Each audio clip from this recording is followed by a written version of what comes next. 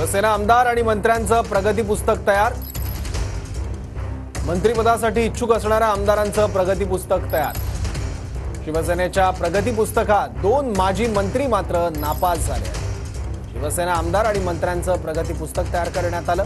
यात 2 मंत्री मात्र नापास झालेत। मंत्रिपदासाठी इच्छुक असणाऱ्या आमदारांचं प्रगती पुस्तक तयार करण्यात आलं। शिवसेनेच्या प्रगती पुस्तकात 2 माजी मंत्री मात्र नापास झालेले आहेत।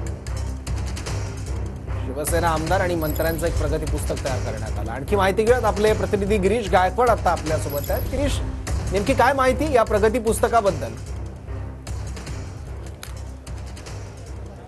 नक्की सौरव, आपण पाहतोय की 12 तारखेला राज्य मंत्रिमंडळाचा विस्तार होईल असं बोललं जातंय। 3 दिवसाचं अधिवेशन आहे, आजचा दुसरा दिवस आहे आणि आमदारांची नावं आता समोर यायला सुरुवात झालेली आहे। सगळ्यात महत्त्वाचं म्हणजे 2 आमदार जे आहेत ते यामध्ये नापास झाल्याचं बोललं जातंय। त्यांना डच्चू मिळेल असं सुद्धा बोललं जातंय। यामध्ये संजय राठोड यांचा समावेश आहे, त्यांचं नाव घेतलं जातंय। तर दुसरं नाव म्हणजे अब्दुल सत्तार यांचं घेतलं जातंय। सिल्लोडचे ते आमदार आहेत। या दोन्ही आमदारांना यंदा मंत्रिमंडळामध्ये संधी मिळणार नाही असं बोललं जातंय। तर दुसरीकडे आपण पाहतोय ते एकंदरीतच 11 आमदार जे आहेत ते या मंत्रिमंडळामध्ये समाविष्ट असतील। यांची नावं आहेत गुलाबराव पाटील, उदय सामंत, दादा भुसे, शंभूराजे देसाई, तानाजी सावंत, दीपक केसरकर, भरतशेठ गोगावले, संजय शिरसाट, प्रताप सरनाईक, अर्जुन खोतकर आणि विजय शिवतारे या 11 जणांचा समावेश असेल अशी माहिती सूत्रांकडून मिळते। 12 तारखेला शपथविधी होणार आहे आणि यांचे रिपोर्ट्स कार्ड्स मागवण्यात आले होते।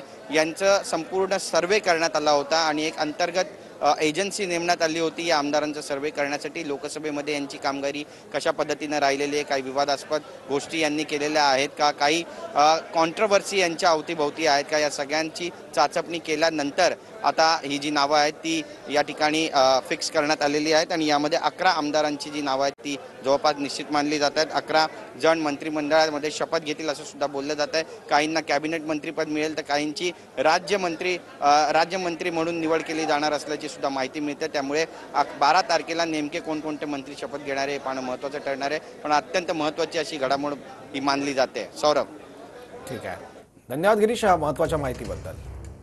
माजी मंत्री संजय राठोड आणि अब्दुल सत्तार प्रगती पुस्तकात नापास आहेत।